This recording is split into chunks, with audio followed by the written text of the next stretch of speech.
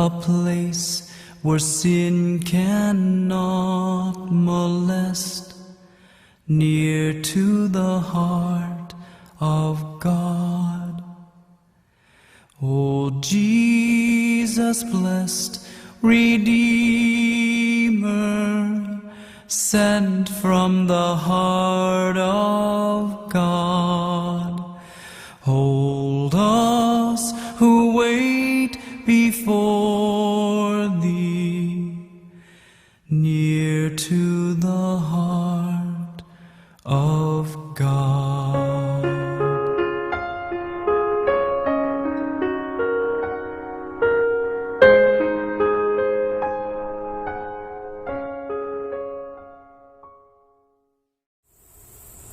Good morning. My name is Jasmine Rim.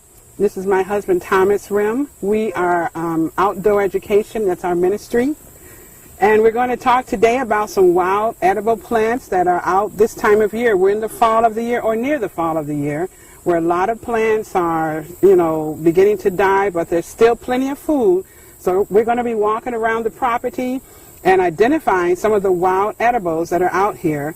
In the fall of the year, you're not going to find as many flowers and things that you would find in the spring and summer. However, there are still berries, there are still some leaves and some flowers, and there's roots that we can also eat. So in a few moments, we're going to take you around and just show you what we have out here.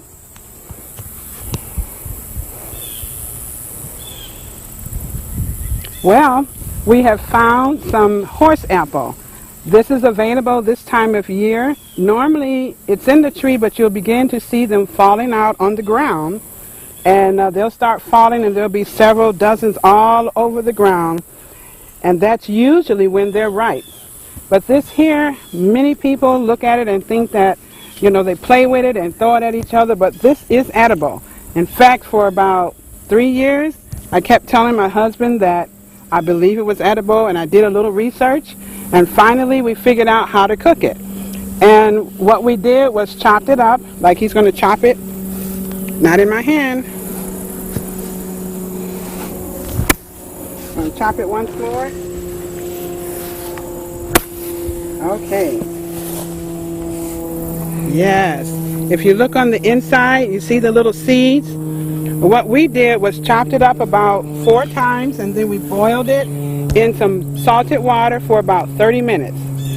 And what did it taste like? Butternut squash. It kind of had a squash taste to it.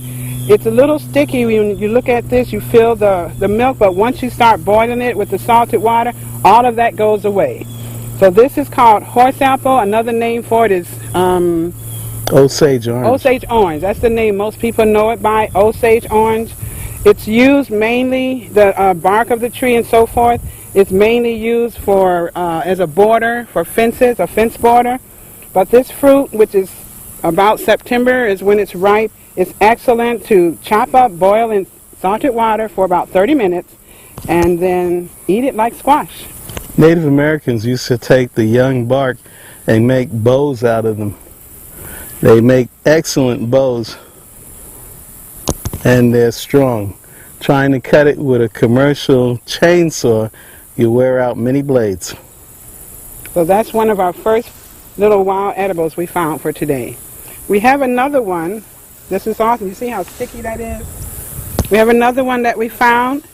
This is called goldenrod. And as you see, the flowers, this is just beginning to bud, but it gets a nice yellow golden color.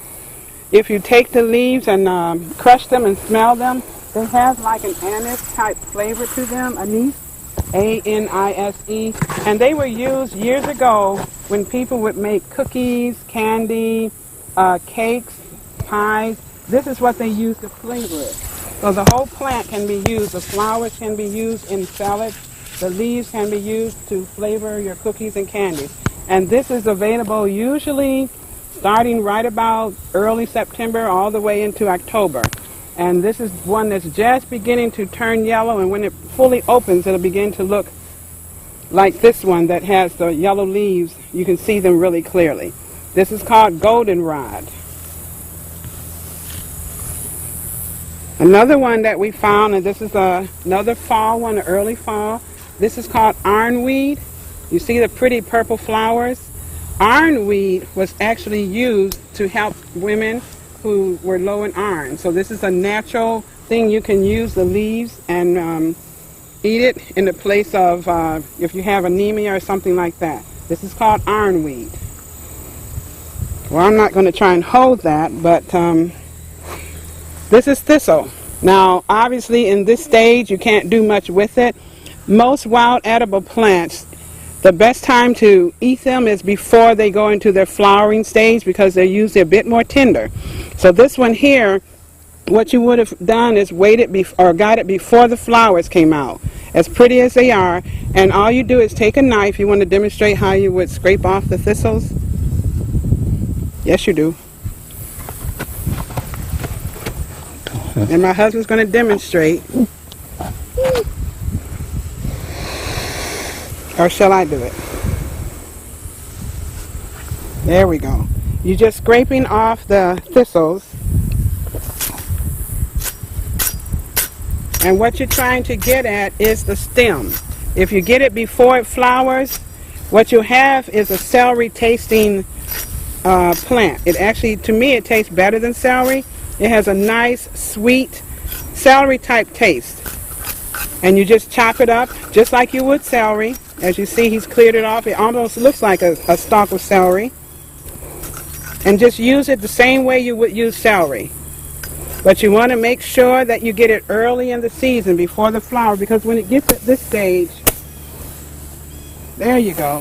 When it gets to this stage, it's a little bit tougher, a little drier. So you want to try and get it before it gets, the flowers come on it.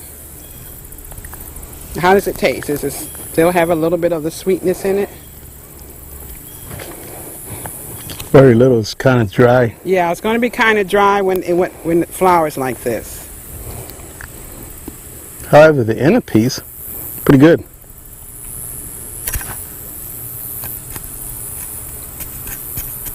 And this is called a thistle. There's many, many kinds of thistles. There's bull thistle, there's Canadian thistle, but all of them are edible. It's a little better once you get in inside. So see, it's a little bit tender, but if we had gotten it and harvested it before it flowered, it'd be much better, much sweeter, much more tender. Here we found clover. Now there's many different types of clover. There's the red clover, white clover, yellow clover, sweet clover, crimson clover. All clovers are edible. This is the white clover, and this is the one that pretty much stays all year round. The flower, we'll just pull that up, and the leaf are usually a little smaller than most of the clovers. I think we'll get, here we go. It's not a good one. Here's one. One of the ways you can tell a clover is because of the little white or silver chevron on the leaves. Very, very faint on some of them, but most clovers will have that. And as you see, this clover, the white clover, this is one of the first clovers to come up in the spring, and it pretty much lasts throughout the summer. Now later on in the fall, if we're getting into the fall, you won't see the flowers, but you will still see the leaves. The leaves are edible. You can use them in salads. You can cook with them, put them in your soup. You can eat the stems. You can eat every part of the wild clover, and they're very, very nutritional. So this is our clover, and just need to look for it in your grass. Even if you cut it, you can still look. It grows pretty low, so you don't have to worry about ever getting rid of it, because as you see, it grows so low to the ground, unless you cut it really, really close, you're still going to have clover leaves. So clover leaves are edible and highly nutritional. Here we have grass. I'd like to interject this. 2 Kings, the 19th chapter, verse, I believe, 26. It tells, or 29, it tells us about King Hezekiah, king of Israel, how they were surrounded by Sennacherib and enemy soldiers, and the Lord, and they had just prayed to the Lord. He told them not to worry about them. He would handle, he would take care of it. And he gave them extra information. He says, for 3 years, whatever comes up, you eat. On the 3rd year, you plant, and you'll be all right. Now, the word says a new thing happens. As time went on, we read about King Nebuchadnezzar, who he got caught up in himself, and for 7 years, he ate grass, just like the cows and the animals of the field, all kind of grass. All grass is edible. Doesn't matter. The seed, the leaves, the stem is all edible. It will sustain you. You can make soup out of the seeds, and if the leaves are very tender, you can eat it as is. If it's a little rough, you can always cook it. You can bake it. You can fry it. There's a lot you can do with grass. And for your information, from the stem up, some people would say that only the white part is edible. However, from the white part to the green part is edible. All right, we found another one here. This grows low in the grass. This is horse nettle. It's in the nettle family, and if you look at the stem and under the leaves, there's a lot of little thorns on it that do stick and sting. It's not ready yet. What part grows? Grows a yellow berry, but before the berry there's a kind of lilac colored flower which will develop, and after the flower dies, then the berry comes, and when it's orange, a good orange yellow color, you can cook it and it's actually edible. So this is called horse nettle, and it does have little hairs like stinging nettle, but this is the horse nettle. Here we are. We found some passion fruit. This is actually one of my favorite wild edibles. Even though we don't see the flower right now, if you look carefully at the leaves, you can identify it by looking at the shape of the leaves. It has 3 lobes. Every single leaf is like that. Now hopefully we'll find one that has the flower on it, but this passion flower or passion fruit is actually the passion fruit juice that we drink in any store. It's delicious, and the flower has a beautiful purple lilac color to it. So we're going to look for the flower. Hopefully we can find a flower a little later on, but if you look at the leaves, this is the leaf of the passion flower, and they're very distinguishable.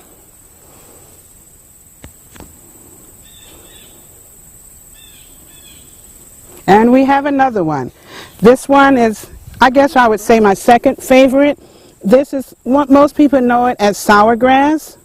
And if you look at the leaves very closely, because some people mistake it for clover, it does look similar to clover, but if you study the leaves, they have a very distinguishing heart shape to them.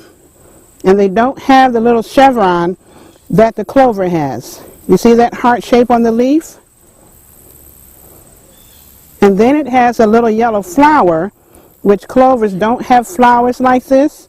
You see that yellow flower? That's one of the ways you can tell the sour grass from the clover.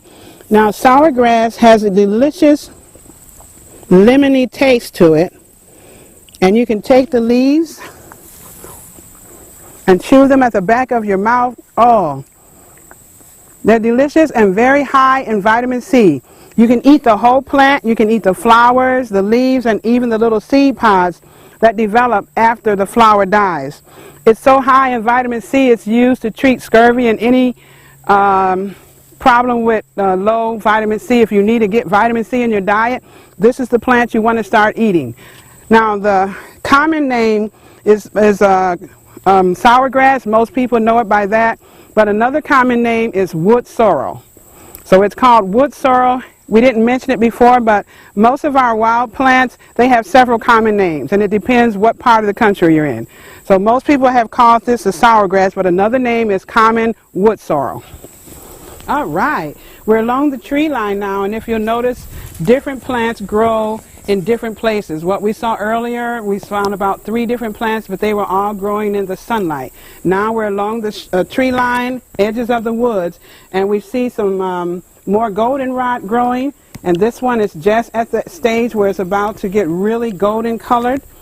And this is a good stage to get it because it's still kind of mild in taste. And you look at the leaves, these are the leaves that have that wonderful anise type flavor to them. The one that we talked about earlier, using in cookies, candy, cakes, and so forth. And we're going to move on down. We see these leaves up here. Here we have wild grapes just growing up in the trees, and a vine that's taking over. And as we go up higher, we see them a little bit more to the left. We'll see the actual grapes. And my husband's going to cut down a few. These are actually not going to be as sweet as the grapes that you see, you know, in the store. Let's see if we can find better ones. Those up there, they can see them a lot better. Here's a little bit here. They're not sweet. They're not really bitter. They're probably much, they're actually kind of good.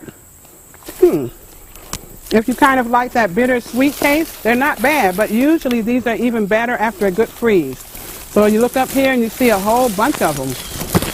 All you need to do is take these and add a little sweetener to it, and you'll have a nice, delicious grape jam or grape jelly. So this is a nice little bunch here. My husband's going to chop it down.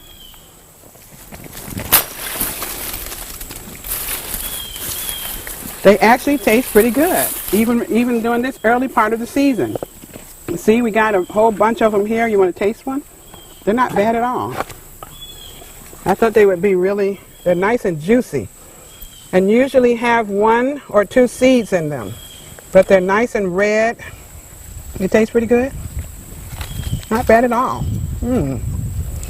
All you need to do is add some sweetener and you make a delicious jam or jelly. So this is our wild grapes. Now a lot of times you'll find muscadine growing wild too. We just haven't seen those yet. We're still along the edges of the woods, and we found this very, very large hickory tree. If you look between the leaves there, you see the little hickory there. Hickories are delicious nuts, and they're good this time of year on into the fall and the winter. They'll start falling off the tree in just probably in a few months or so, maybe toward the end of October. But these are some delicious nuts. To me, they have a taste somewhat like pecans with sugar in it. And this is hickory. There's many different types of hickory. There's a shagbark hickory, which has larger nuts, but all the hickory nuts are delicious, edible, and nutritious. So you want to make sure if you have hickory on your land or you know where you can get them, don't let the nuts go to waste. Eat them, use them. They're a little bit hard to get to, but once you get to them, they're delicious.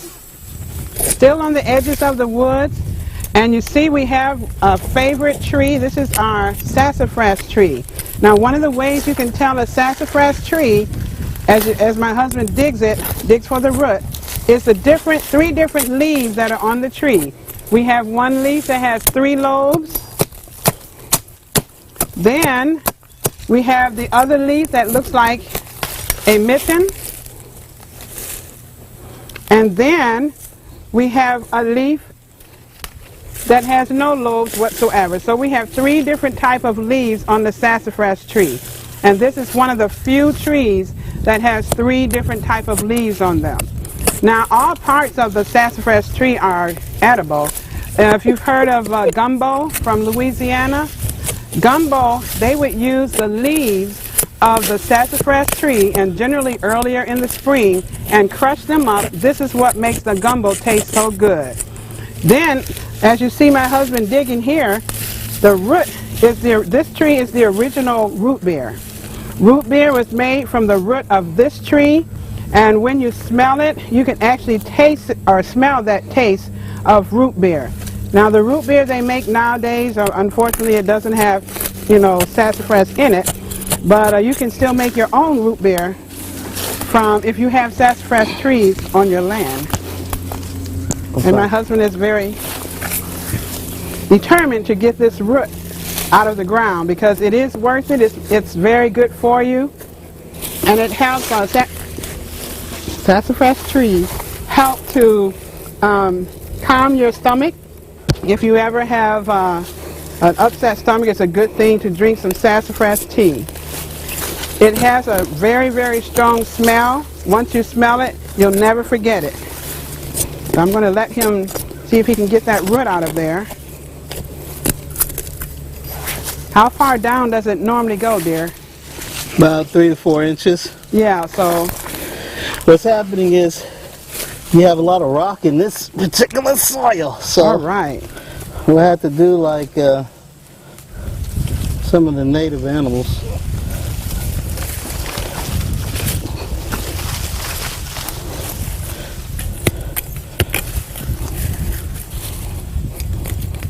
I didn't bring my shovel.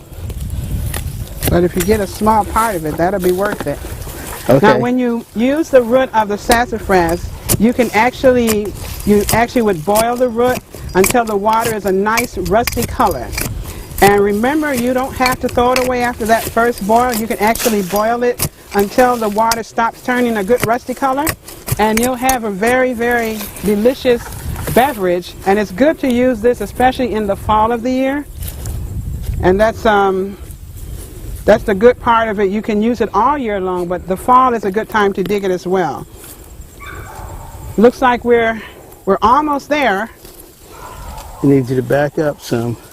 Okay, we're going to get out the way. He may have to kind of drag it out of there. Looks like it's trying. There it goes. It's coming up. Whoa. There it is. There we go. Now let's see. Let's get a good smell of this. Ah, yes. That's the delicious smell of the sassafras tree. And from here on down, this root is what you would boil. And once you put it in the water will turn rusty color. And I've used it sometimes up to 4 or 5 times, just using the same root. And once the water stops getting that nice rusty color, then it's time to get rid of it, to throw it away. But this is a sassafras tree, and one of our delicious beverages. This is the original root beer because it was made from the root of the tree. All right, we had another thing we wanted to mention about the sassafras root, which I kind of found out about recently. If you take this root and chop it up into little pieces, you don't even have to use the whole root, just maybe about that much. If you have a problem with fruit flies, just take pieces of the root and put it around your fruit. They will not come and bother it. So this is a fruit fly deterrent. And besides that, it'll leave your kitchen smelling really nice and fresh if you like root beer. Oh, it smells so good. Now you can take the outer bark of the root beer or the sassafras tree, and it has another flavor or another smell altogether. It smells more like the leaves, which is an orangey type smell. And smell that. It has a different smell. Yeah, the stronger smell is in the root, but yeah, it has a different smell. The closer you get to the root, or the bottom part, the more it'll smell like the root beer that we're used to. But it has to come down. Yeah, you have to get close to the bottom. But the root, what's in the ground, is what's going to really have that root beer taste to it and smell. Still on the edge of the woods, we found some perilla here. And another name for this perilla is rattlesnake weed. The reason is, you see the flowers here, these little tiny flowers, and if you look up close, they kind of have a light lilac colored, purple color to them. Well, after these flowers die, this pod or all these little flowers here are going to be very dry, and if you brush up against them, they actually sound like a rattlesnake rattling. So that's one of the reasons. The other name for this is rattlesnake weed. But the perilla, this is an edible plant. It's in the mint family, and all mints have a square stem. So this one has a square stem. It is in the mint family. It's hard to see it. This plant here is used by the Asians in many of their stir fries. It's called, the name they use it, call it under is shishu. It's spelled S-H-I-S-O. If you go to an Asian market and ask them for shishu, this is the plant that they'll use. They take the leaves of this plant, and it actually has a strong minty taste. kind of have a purplish color. Sometimes it's much stronger than this on the bottom. But this plant can be used in stir fries. You can actually eat it fresh if you like the taste. And my husband and I, when we were rangers, we actually used it as an insect repellent because it is a mint. And all you do for that is crush it up.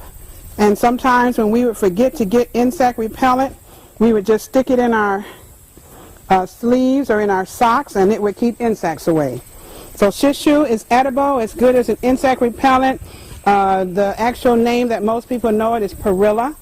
And it's good and excellent tasting in stir fries. We'll step over here a little bit to this tree here. If you look, oops, well, here's the leaves. You can see how they are compound leaves. This is one of the many sumacs. There are sumacs. This is the smooth sumac. The berries right here in this tree, if I can get to them, are edible. This here, we just take the berries around this time of year. These are not ripe until September, October, and these are very ripe. You see, if you can look at it a little closer, you see the little shine on the berries. The important thing about sumac is to get them before it rains too much, because if it rains too much, it'll wash off all that acid that's actually tastes delicious, makes it have that wonderful lemony taste. Yeah, they're pretty good. Now another name for sumac is wild lemonade or Indian lemonade. And you can actually make a lemonade beverage out of this. All you do, there's two different ways to do it. One, you boil some water and then pour it over the berries and let it steep for about 30 minutes. And some people prefer to do it with just cold water. They just take these berries and stick it in cold water for about 20-30 minutes. I prefer the hot boiling water because it tends to bring out more of the strength and taste of the wild lemonade. Now there is what they call a winged sumac. You want to hold that? The winged sumac kind of has little wings in between the stems of the plant. As you look carefully at this one, it's just totally smooth. It has a smooth stem. This is the smooth sumac. Now we're going to walk a little bit over to another one of my favorite, I guess I have several favorites, favorite trees. Now even though this is not quite at the stage that you want to eat it, if you have these on your property, and we can look at the seed pods, these hundreds of little brown seed pods, those were once flowers. And in the early spring, if you have one of these trees on your property, watch for it in the early spring. I would say around April. What happens is before the leaves even come out, you're going to have thousands upon thousands of little pink flowers, and that's when you want to eat it. You want to eat those pink flowers when they open up. You can eat them raw, put them in salads, just eat them right off the tree. They're considered a good trail nibble, and they're very sweet, not like a honey sweet, and delicious. This is called the redbud tree, and you see how the leaves are shaped like kind of like a heart shape. But if you have one, watch it, keep following it, and wait till the spring of the year. In April, the pretty pinkish flowers will be, and that's when you want to take it and eat it. And the flowers will come on before the leaves. This is the redbud. A little further over here, we have another hickory. Now this one is called a shagbark hickory because the bark is very, very shaggy. But if you look right up in here, you see the thick, oh, there it is. There's the bark right there. You see the shagginess of the bark? That's why it's called shagbark hickory. Now we saw hickory earlier. The nuts were a little smaller. That's a different type. There's a pig nut hickory, and this one is shagbark. But if you look, say, right up here in the tree, you see the bigger nuts. I think we have some on the ground. Oh yeah, here we go. The shagbark hickory tends to be the ones which has the larger nuts, and it's 4 different sections. Sometimes the nut is small, but this one has a very thick husk. The nuts are very delicious. Getting to them is the problem. And once you get to them, though, as I said about the other one, they're almost like a sweet pecan. So this is the shagbark hickory, this huge, huge tree here. which has literally thousands of nuts on it. So this must be a very, very old tree. And then right over here next to that tree, I'll let my husband talk about this one. This is a hackberry. This hackberry tree has fruit. As you can see, lots of little fruit. You can zoom right in. Has orange and red.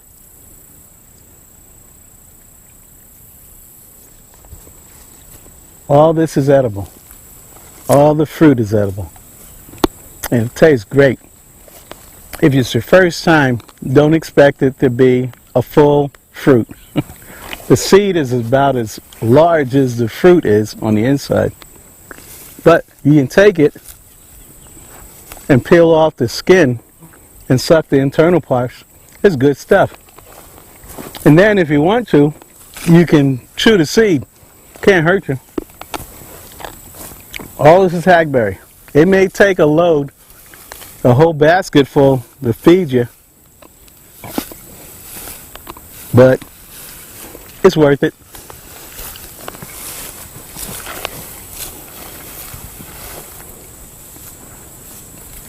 I'll collect a few.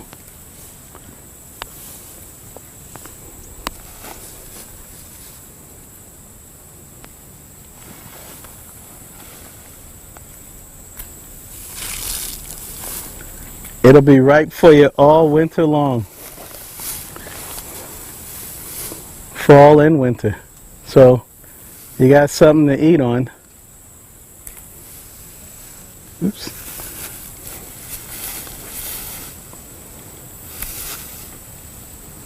Here we are in the shade, still a bit on the edges of the woods. We come upon this irritating plant which most people hate. This is called greenbrier.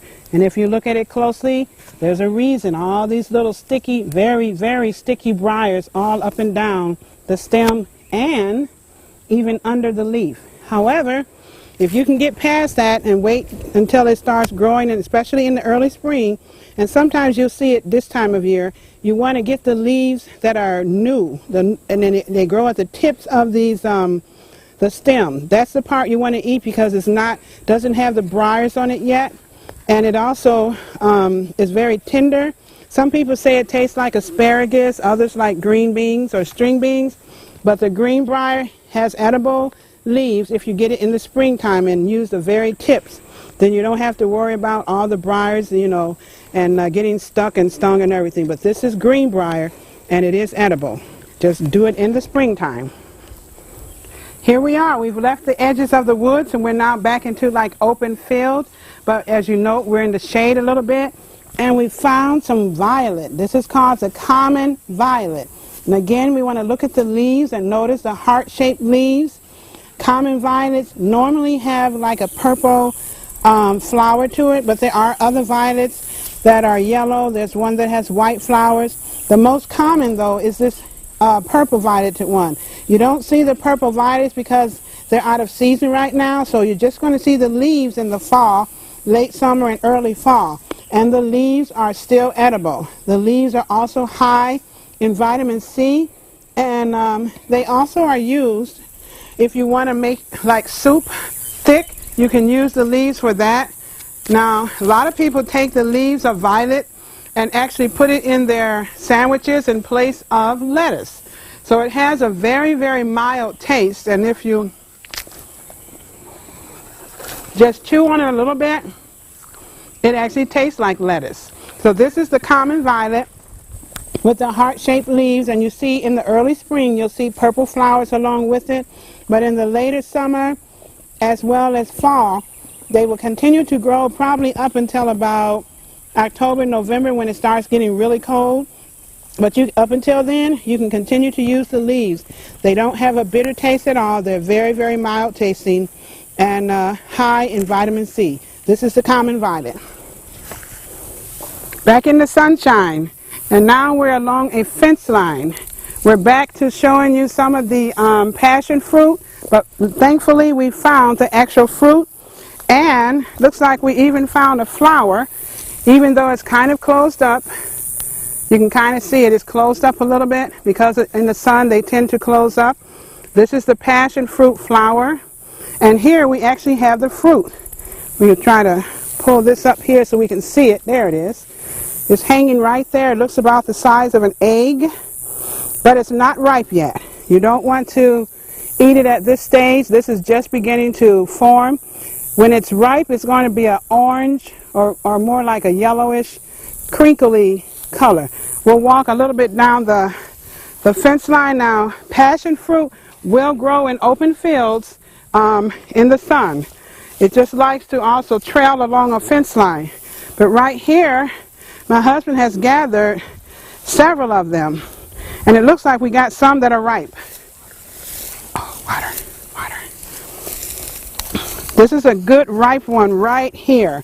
This is pretty much how it needs to look when it's ripe. And for passion fruit, they don't really ripen until about October.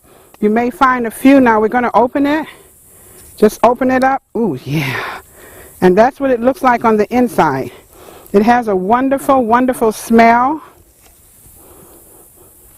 Normally, and the seeds, and you see they're kind of encased in this gel-like substance. What part do you like to eat? The gel. The gel. This is actually what they make passion juice from.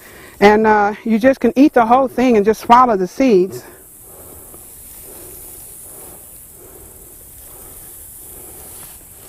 Does it have that sweet taste? They're a little bit early. It's probably because it's been so dry. But normally these are good and ripe in October. So we see a lot of green ones down here. We see this one looks like it's more properly ripe. Redder. Yeah, so let's try this one. Oh yeah, that's better. Yeah, you see the seeds are still kind of a nice beige color.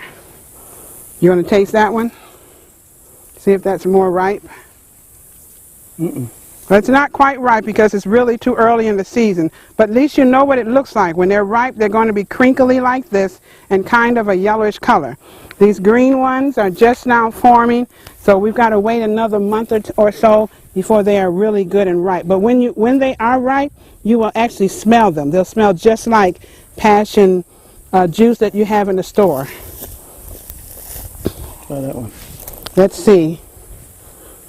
Well, these are getting better. I smell the smell a little bit, but it's really too early for them. Those are a little better. Yeah, I can at least smell those. This is how it wants to be when it's good and ripe. You want it to be nice and gelled like that. You see how that looks? And the seeds in them. And yes. Oh, yeah, they're, Oh, yeah. These are actually good. So they're They have that passion fruit taste.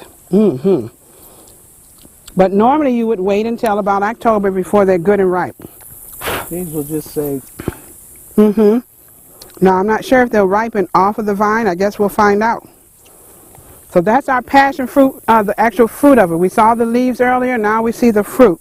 And remember, wait until October when they're good, crinkly, and yellowish colored, more yellowish. And we have something also right along the fence line, and most of you have seen this. Many of you have it. I'm just kind of cleaning my hands off. This is called, a lot of people call it pokeweed, some call it pokeberry. Most people eat this before it gets to this stage, and what they eat are the leaves when it's usually about, the plant itself is no bigger than about 6 inches tall. Most people use it as a pot herb. A pot herb is a wild plant that you put in a pot and you cook it like you would greens. And usually because these plants are wild and like poke salad, you may have to cook it in several changes of water. Now, most people believe that the berries are highly poisonous. In the research that I've done, the old folks would actually use these berries in pie. See these little berries, pretty little berries? And they actually don't taste bad at all. They kind of taste like a grape, one of those deep purple grapes. Now, I wouldn't take and eat this whole little bunch right here. I'd just eat one or two. This is my second one for the day. They used to make a wine out of this. They also used to make pokeberry pie. So that's why I decided, let me do a deeper research and see if you can actually eat it. You saw I just ate one, and it doesn't taste bad at all. And it actually tastes kind of like a deep, dark, regular grape. And that's the pokeberries. And the leaves, it's a little old to eat the leaves of the plant. You want to get it earlier in the spring, but this is full of berries, as you can see.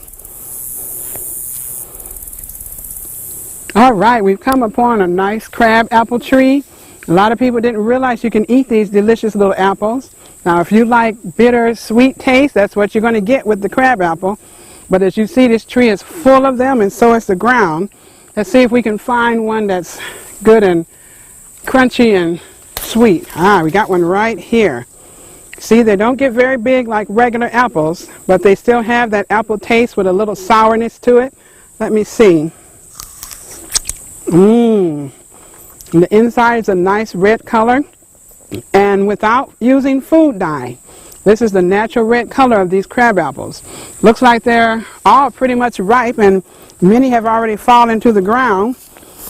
And if you look, you can find some good ones on the ground too. They would make a nice jelly or jam or even a syrup, and probably a good apple or crab apple pie with the right sweetener. This is our crab apple tree. Yes, crab apples are edible.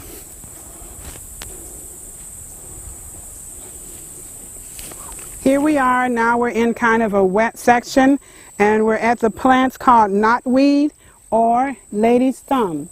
The reason they call it lady's thumb is because on the leaf, if you look very closely and carefully, kind of toward the middle, you'll see what looks like an imprint. Why they chose the thumb, I don't know, but they call it lady's thumb. And another name they call is pink lady's thumb. That's because of the pink flowers that most of the plants have. Some are kind of beige, but most of them have a pink color to them like this. Now the pink lady's thumb, you can eat the leaves, you can eat the flowers. Sometimes you'll find the same plant with whitish flowers, but all of them are edible and nutritional. The pink lady's thumb, another name for it is knotweed also, and heart's ease. Remember we said some of these wild plants will have different common names, but most people know it by knotweed or lady's thumb. And you see this one grows like where there's moisture, so there probably is a rain. When it rains, it comes down into this area. It's not too sunny, and that's one thing we want to keep in mind when you learn about edible plants, the wild ones, that some will grow in the sun, others will grow in shaded areas, and others will grow along the wood side, the edges of the wood. So you need to know where these plants go so that when it's time to harvest them, you'll know exactly where to go. Okay, we found some dock right here along the side of the house. Dock kind of can grow anywhere. You can find it in the sun, in the shade, on the, well, not too much on the edges of the wood, but this one is called curly dock. If you look at the edges of the leaves, they're curling, so that's why it's called curly dock. There's many different varieties of dock, but all of them are edible. We have burdock, curly dock, and many other kinds, broadleaf dock. But they all are good as a pot herb. And remember we said a pot herb is actually any kind of herb that you put in a pot and cook, like greens. And because they may be a little bitter, you just cook them in several changes of water until the bitterness is taken out of. But this here is called curly dock, and it's a delicious, actually, pot herb. I'm going to lean here. It's the same thing. Oh, maybe not. That's not dogwood. No. That's definitely not dogwood. It looks like spice bush for sure. Yes. Wait a minute, I believe it is. Oh. Try the berry. The leaves. That too. I think we have found spice bush. Yes, yeah. It is. All right. It's spice bush. Sorry about that. Get a bigger one. Get a bigger one. Okay. Yeah, this is it. I know spice bush when I see spice bush. Yes. We have been looking for these for like years. Because the birds love them. There you go. This is spice bush. It's a lot of them. Let's see. Yep, this is it. Yes. Oh, yes. Oh, yes. This is spice bush. And the reason it's called spice is because it smells just like spice. Similar to goldenrod, it has that same kind of smell, and it's the berries, even though the stems and the leaves are also edible, but the berries is what they will use. You see that nice black seed in there? Now I know some people will take the berries and put the whole berry with the seed in the freezer and grind it up to make spicy cookies or candy. Some will take time to take the berries or the seeds out and just use the skin, which is pretty much what's left. And we're going to look at the stems. This is another thing that's also edible about it. If you take the stems of it, you can also smell that nice spicy smell of it. You look at the leaves, you can see how they grow, so you can identify it before the berries come on. But all of these berries, the leaves, the stem, and the berries of the spice bush tree are edible, nutritious, and delicious. And the berries can be eaten right off the thing, though they kind of have a strong taste to them. But they are not a hot spice. Yeah, it's not a hot spice. This is the spice bush tree, and this is the time of year.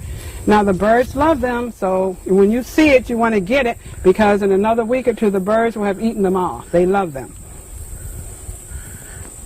Got some more? Great. All right. Okay, we're going to save these.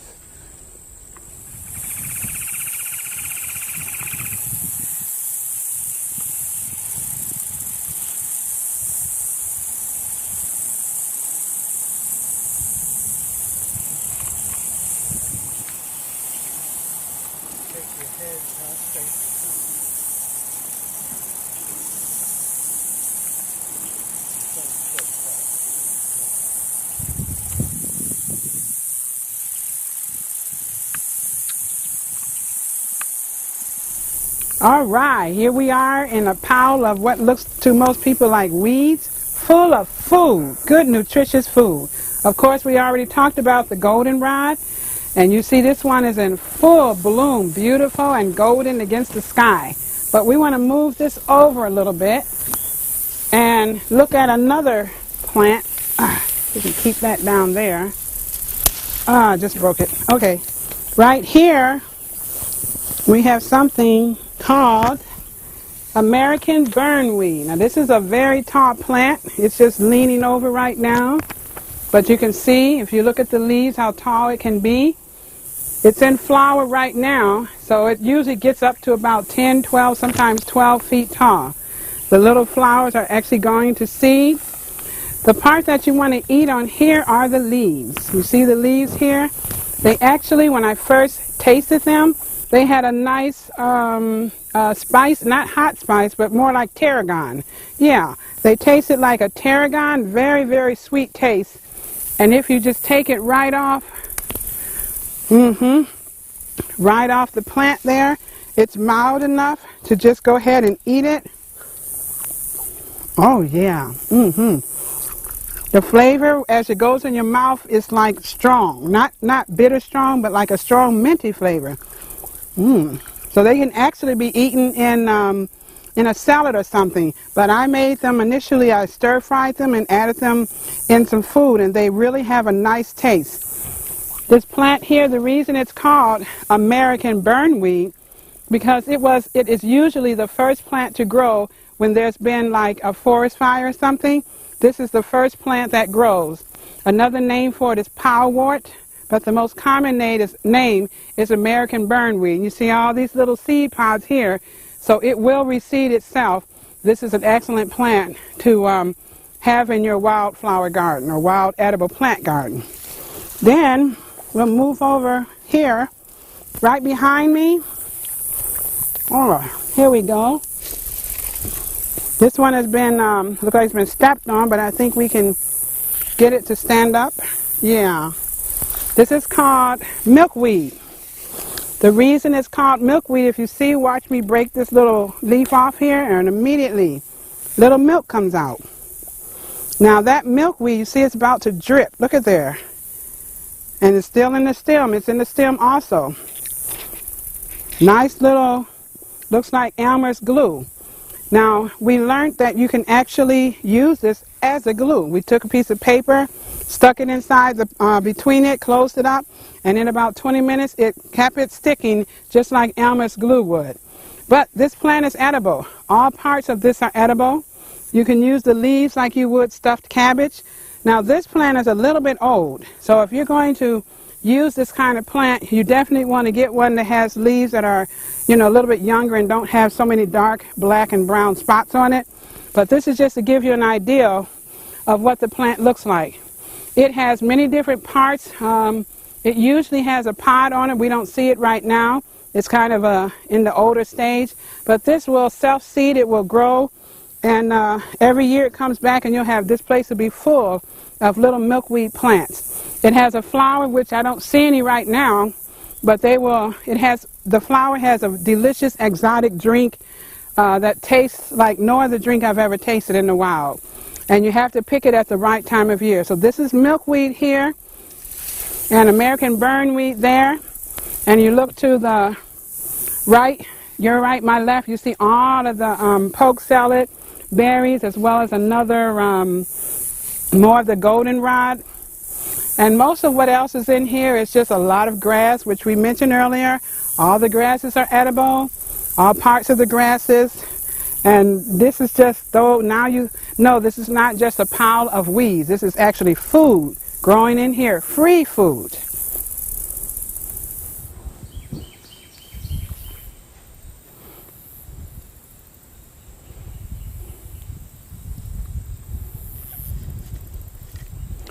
Wow, as we stand here, kind of finishing up our wild edible plant walk, I'm looking at the flowers here. This is something called crown beard. It's more medicinal than edible, but as we look at all the trees and the land, we're reminded of how the Lord blessed us to be rangers for over 15 years on 500-something acres. And this looks very much like a section of it in that area, doesn't it? Yeah, it does. So we just wanted to share with everyone a little bit about how we started with the wild edible plants. I used to say that I had a hobby as a teenager, and when I was about 16 years old, I began to study on my own about wild edible plants. And I thought it was my personal little hobby, but as I look back now, I'm convinced that it was something that God put in my heart to do for such a time as this that we're coming upon. There's going to come a time we're going to need to know what foods we can eat out in the wild. And the wonderful thing is, God blessed it that it's free.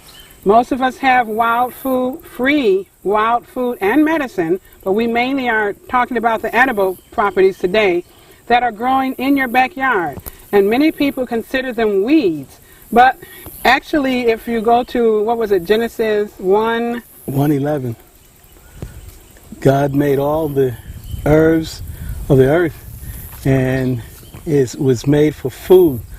Genesis 1:29 tells us that perfectly, that this was for man and for animals, and it has not changed. And when I first started studying on my own, I remember back in about 40 years ago, it was 300,000 plants that they said scientists had actually discovered. Now they're saying about 400,000. And I used to think about that, and I was like, but Lord, there's no way we could eat that much. But I forgot, God actually intended for us to live forever.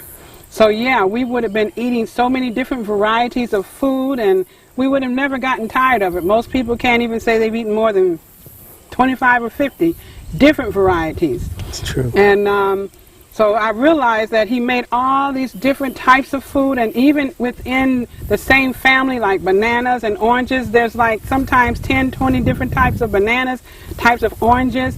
So this tells me that we have a wonderful, great God who abundantly loves us, abundantly supplies us with plenty, actually more food and medicine than we need. And that just excites me when I think about it. So when we share about a lot of the edible plants, we're really just sharing a small amount, because right now, as I think we mentioned at the beginning, we're nearing the fall of the year. Every single season has wild plants to eat. Now, you're going to find, I would say, most of the wild plants come in the spring, the early spring, and to mid-spring and early summer. Of course, as you get to the end of summer, there's still plenty to eat. It's just different. When you get into the fall and the winter, you still will find edible plants, but they're going to be more nuts, more seeds, more berries, And you'll just have to dig a little deeper, work a little bit harder to find your food, but there's still edible and wild food out there for you to eat. Some people may think that the only thing these herbs are good for is for food or medicine, but you can also use it as a shelter. I know we're not covering that right now, but it's just something to think about. Jesus told us to pray that your flight not be in the winter or on the Sabbath day. If it happens to fall on the Sabbath day, there's plenty of leaves, fallen leaves and bushes that you can make a nice dwelling with, or at least cover yourself and stay warm. God has provided us with so much. When He tells us that the birds of the air, they don't fear because they know God takes care of them, He takes care of us too.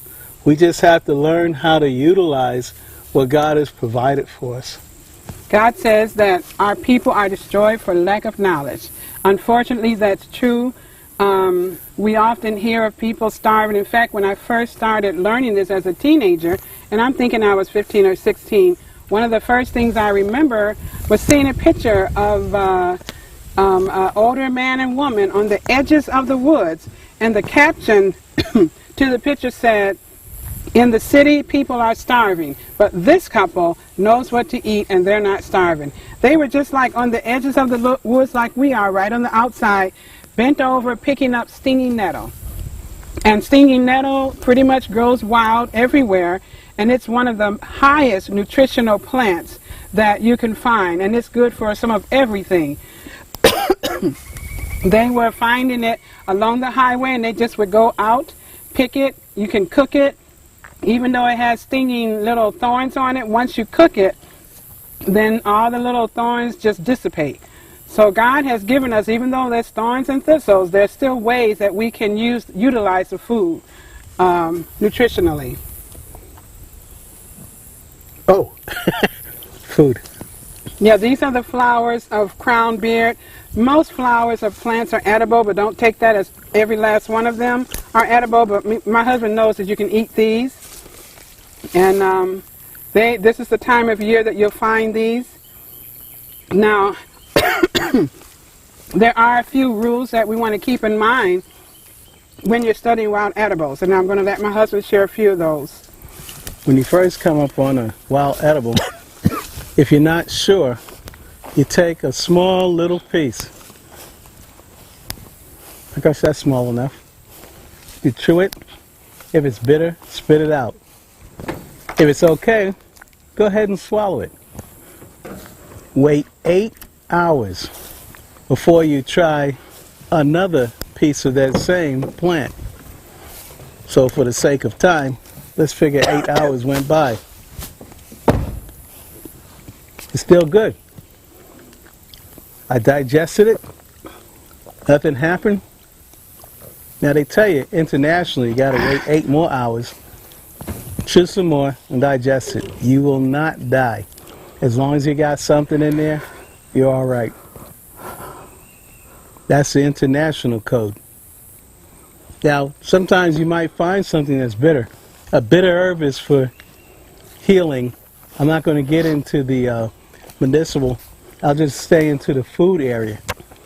And if you find something really good, you don't want to hog it all. You want to take a little bit in minute spurts of food and not get carried away, because we're not used to wild edible plants.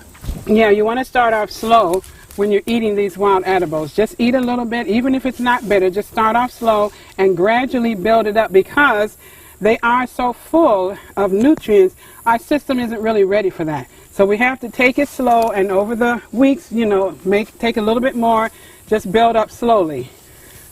There's another rule we want to keep in mind when learning about wild edibles. There are, of the 400,000 plants, only about 1 to 2% are poisonous. And you want to learn, if you have a plant, make sure there's nothing that that looks like it that is also poisonous. For instance, what's the one that's poisonous here that looks like Queen Anne's lace? Poison hemlock. Poison hemlock looks like Queen Anne's lace, it has a lacy looking flower. Problem is, the poison hemlock, it has purple blotches all up and down the stem. When you break it, it stinks. The poison hemlock, the stem of that plant is hollow. When you look at the Queen Anne's lace, its stem is solid. And you want a solid stem. The flowers are different. You'll find one little purple in the middle of the Queen Anne's lace. In most of them. In most of them. But you can eat every bit of the flower. Yeah, and the Queen Anne's lace, if you pull up the root, it actually tastes and smells like a carrot. Whereas if you pull up the root of the poison hemlock, any part of the poison hemlock will have a very strong, unpleasant smell. So those are some of the ways you can tell poison hemlock from the wild carrot. They tend to grow around the same time of the year, so that's why you really need to be cautious. But after you learn what the poison hemlock looks like and what the wild carrot looks like, you'll begin to tell the difference right away. The poison hemlock tends to grow about a foot or so taller than the wild carrot. The wild carrot tends to have one flower per stem, whereas the poison hemlock will have several little flowers per stem. So that's one of the rules of learning about wild edible plants. Make sure there's not a poisonous look-alike. That's rule number 2. What's another one? Well, we should say, you don't touch anything you don't understand or don't know. If you're it's good to have somebody with you, and before you start taking and digesting and eating. Another good point is start in your own backyard. Learn what you have in your yard before you go elsewhere. Mm-hmm. This gives you a better idea and you feel more comfortable. Or you have the person who's experienced share with you the various plants that's good for you, and just take one at a time, learn that one and move on to the next. Touch it, feel it, and try and understand it.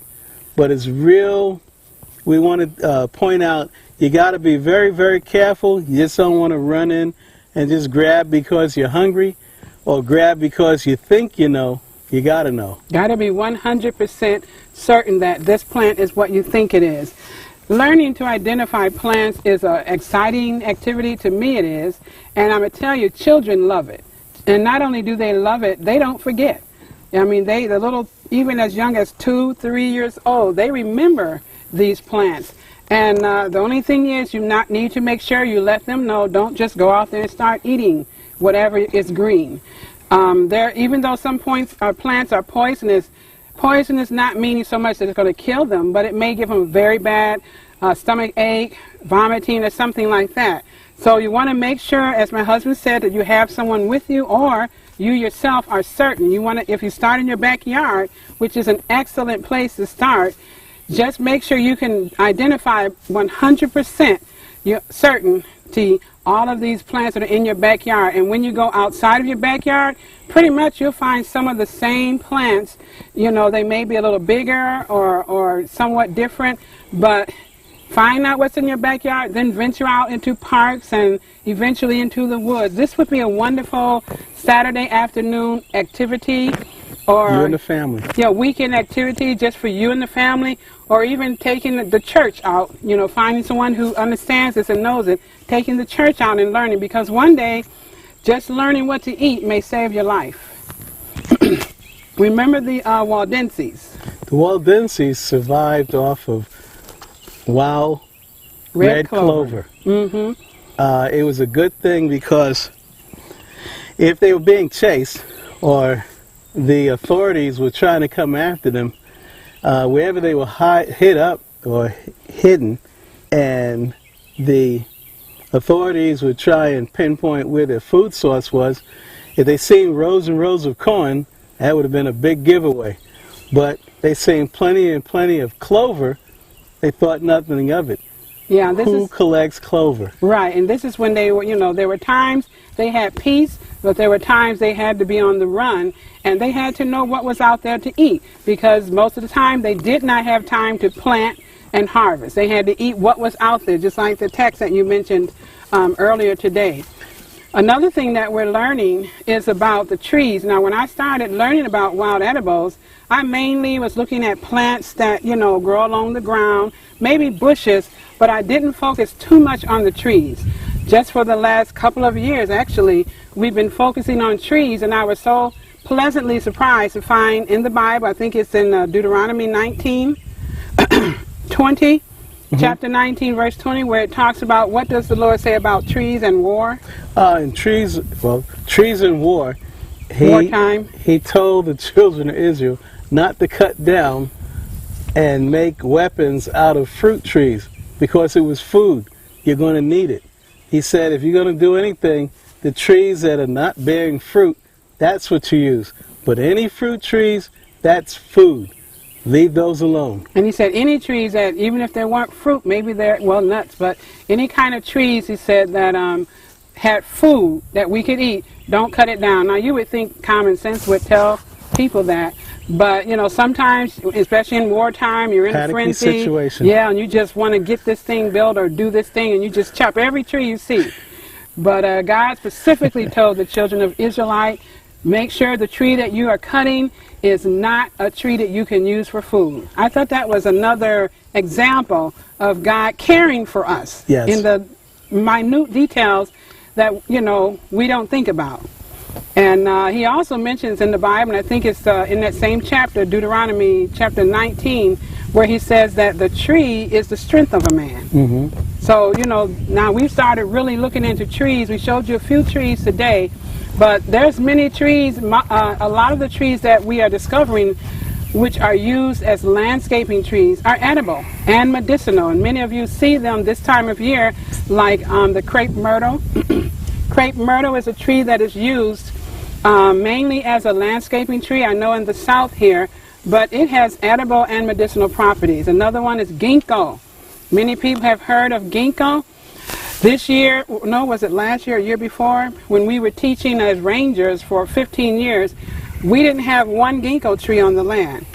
But we found some place that had ginkgos, and then we found the seeds and the fruit. Most people, all they know about the fruit that falls from the ginkgo tree is smells bad. That it smells bad. And I have to agree, it does kind of have a bad smell.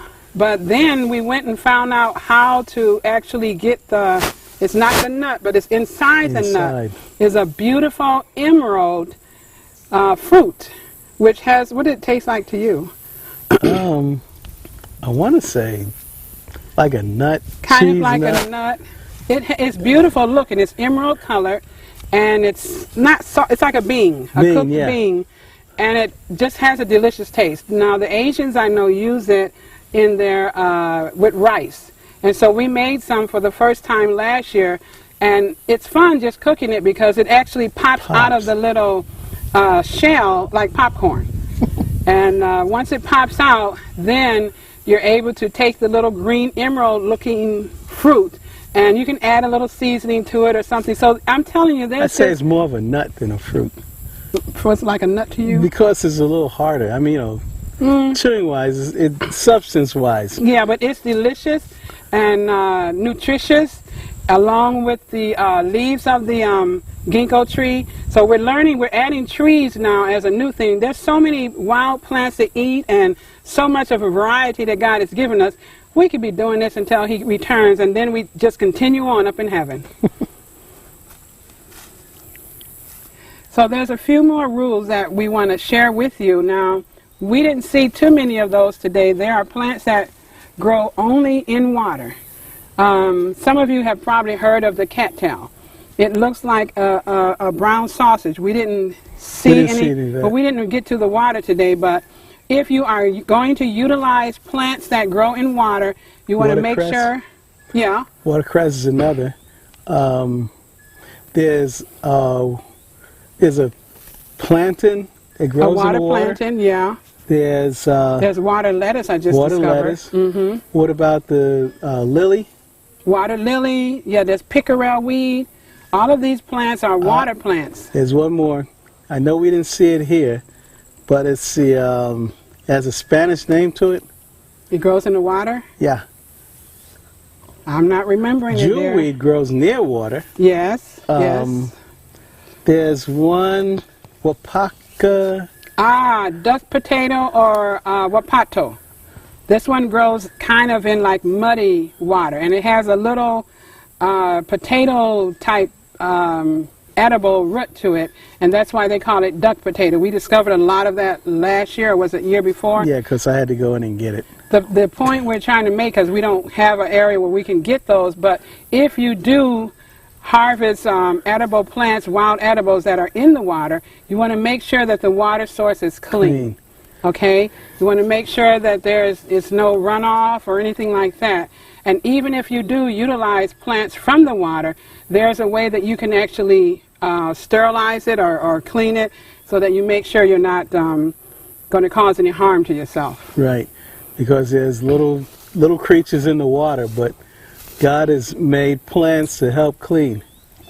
So, yeah, you just need to keep in mind, be wise in all that you do as you learn about wild plants. Just don't go wildly out there grabbing food and just eating it indiscriminately. We hope today that, you've got a little taste of the plenty of all the food that's out here for us to eat. And remember, the key word is free.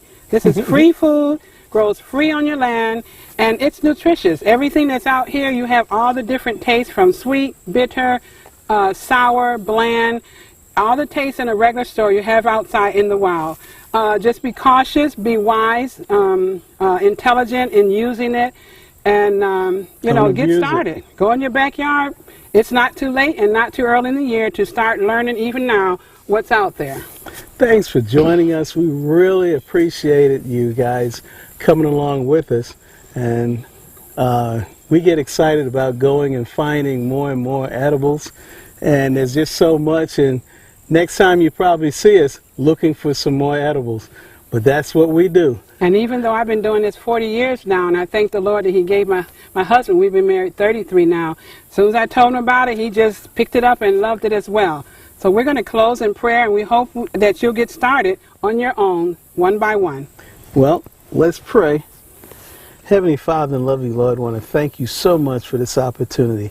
And Lord, we ask and invite thy Holy Spirit to continue to enlighten your people, and that they will come to learn more and more about what you have provided for each and every one of us. Lord, be with our young ones as well as the older adults. Lord, be with this program. Be with all the participants especially, and bless all of our families as well as ourselves. Thank you, Lord. Grant us traveling mercies wherever we go. In Jesus' name, amen. Amen. There is a place of quiet rest near to the heart of God, a place where sin cannot molest, near to the heart of God. O Jesus, blessed Redeemer, sent from the heart of God, hold us who wait before thee, near to the heart of God.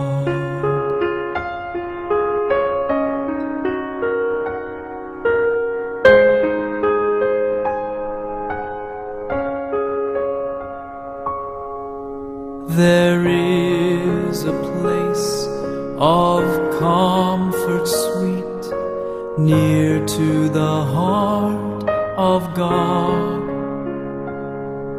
a place where we our Savior meet, near to the heart of God. O Jesus, blessed Redeemer, sent from the heart of God, hold us who wait before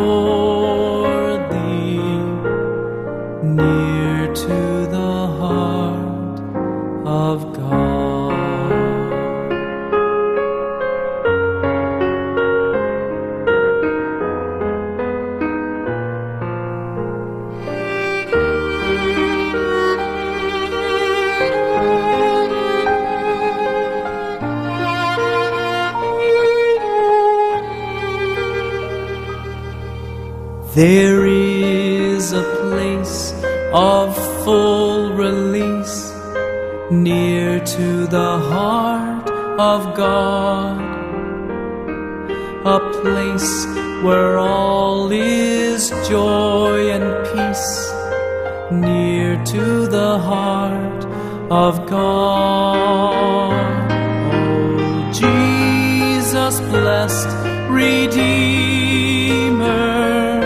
sent from the heart of God, hold us who wait before Thee, near to the heart of God.